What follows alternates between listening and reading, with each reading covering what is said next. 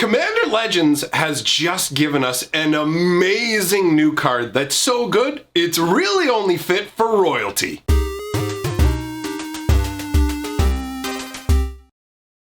Greetings, owners of fine luxury cardboard rectangles. We are here for another flavor-fueled frenzy. I have to say, man, I am super happy about what Commander Legends is bringing to the table, not only in terms of legendary creatures, but also because of the wide open nature of the set. It's similar to like Modern Horizons or a core set in that they can just make up new stuff that's not tied to a particular like world that the set's based on. So, you know, if they're doing a set on Kaladesh, you need everything to fit Kaladesh. But Commander Legends doesn't need that, right? It's picking and pulling from all over the place. Now, we're not going to be talking about a card that is legendary today, although it feels legendary, all right? And that is the Ember Wild Captain. And this card's interesting on a whole number of levels. First of all,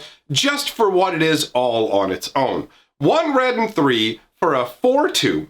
When it enters the battlefield, you become the monarch. This is really cool. If you're not familiar with the monarch concept, basically monarch was created for the conspiracy sets, which were meant to be a weird draft variation, really cool concept actually, that also included the idea of like a political battle over a kingdom, over a throne, right? And so the monarch concept came in where there was all these cards that would make you the monarch or care if you're the monarch, but on top of just being the monarch, like you get to draw a card every turn for being the monarch. However, other people can become the monarch by smashing you with creatures, right? So it's a interesting battle for the throne kind of concept, which I really like. And Ember Wild Captain falls right into that, right? And the second part of his ability set is whenever an opponent attacks you while you're the monarch, Ember Wild Captain deals damage to that player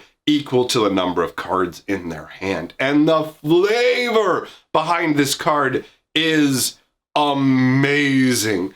It's a Djinn pirate, right? Which is just such a crazy concept, right? Djinns are usually like associated with granting wishes and like, look, I came out of a lamp, I'm the genie of the lamp and all that. The idea of one of them being like a pirate captain is a really amazing concept. Like, first of all, this is a being made of pure fire, right? Like, this is an individual that is elemental fire, essentially, on a wooden boat above an endless expanse of water that would theoretically extinguish them. So it speaks to the bravery / insanity of the idea of the Ember Wild Captain. I also really just love it from a conceptual power standpoint as a planeswalker. You literally are summoning up an Ember Wild Djinn to like lead your pirate forces. And these things are so powerful that they will basically essentially automatically grant you kingship. Just having one of these Djinn serving you is enough power to guarantee you a throne. So that's really cool. The idea that he just sets people on fire with the whole damage equals the number of cards in your hand concept, it's all great, man. But what else is awesome about this is, I mean, the artwork too. We haven't even talked about it. Let's take a second to appreciate how gorgeous the artwork is before we move on. First of all, I love that this is set against a stormy night sky. It casts everything in kind of a blue, cold darkness. And as a result, it makes the Ember Wild Captain stand out even more as he's just in this power pose with a giant scimitar of flames and fire curling up off of him, waving out in different forms. Like, dude, the artwork is absolutely amazing. But this is also a redemption for the Ember Wilds altogether, right? Because they come from a plane of Djinns called Wildfire. And basically, up until now, the Ember Wild cards were garbage. Do you know what I mean? Like, I'm going to show you. We're going to take a trip back in time and look at some trash. All right, so we're going to move from Ember Wild Captain to Ember Wild Djinn. All right, Ember Wild Djinn is 2 red and 2 for a 5/4 flyer. Now, back in the old school days of Magic, 4 mana for a 5/4 flyer is an insane deal. Like, back in the day, big creatures had big drawbacks or massive casting costs or both. So this was kind of a rarity in that you would get 5/4 for 4 mana and Death's Flight, which is an ability that aside from dragons and drakes, Red doesn't have a lot of access to, at least back in the day. Magic used to be balanced a little more differently, and Red didn't have nearly as many flyers. So it's a 5/4 flyer, but here's the thing. During each player's upkeep, they can pay 2 red mana or 2 life to gain control of the Djinn. So basically, you can just go, I'll put out the Djinn. Okay, on my turn, I'll pay 2 red to take it. Or if I'm not playing red, I'll pay 2 life, comes over to my side. Then on your turn, you've got to pay 2 red to get your own thing back.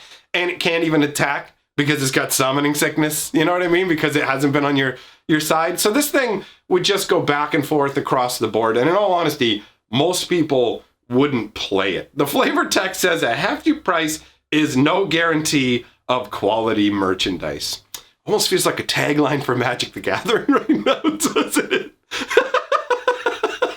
All right, so the artwork, I don't know, this guy has always felt weird in the artwork. Like, he's got his claws outstretched with like waves of circling power around them.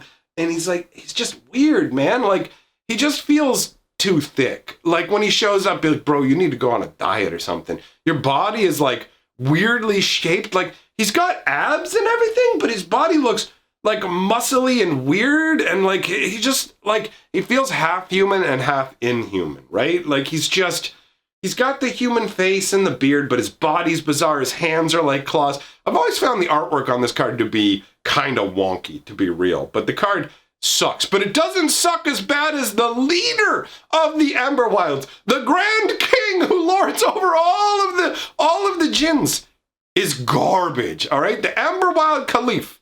All right, Caliph, I think is how you say it. I don't know, whatever. Either way, that's a term that means like grand leader sort of concept, right? And that either can be religious or non-religious or a combination of the two, right? So this is the grand leader of all the Djinns. And he's a Djinn too, okay? So it's a red, a blue, and 2 for a 4/4 flying trampler. And you go, oh, wait a minute. Didn't you just say it's hard to get like good creatures back in the day for reasonable costs? 4/4 flying trampler for 4 mana sounds really good. And it's like, oh, it has to attack each turn if able. I guess that's what balances out its power level. No, wait, there's more. For each 1 damage Ember Wild Caliph successfully deals, lose 1 life. What? So if you attack for this and hit your opponent for 4, you lose 4 life. If you attack with this and your opponent blocks it and it hits that blocking creature, you lose 4 life. Like, this isn't dealing damage even to your opponent. This card is awful.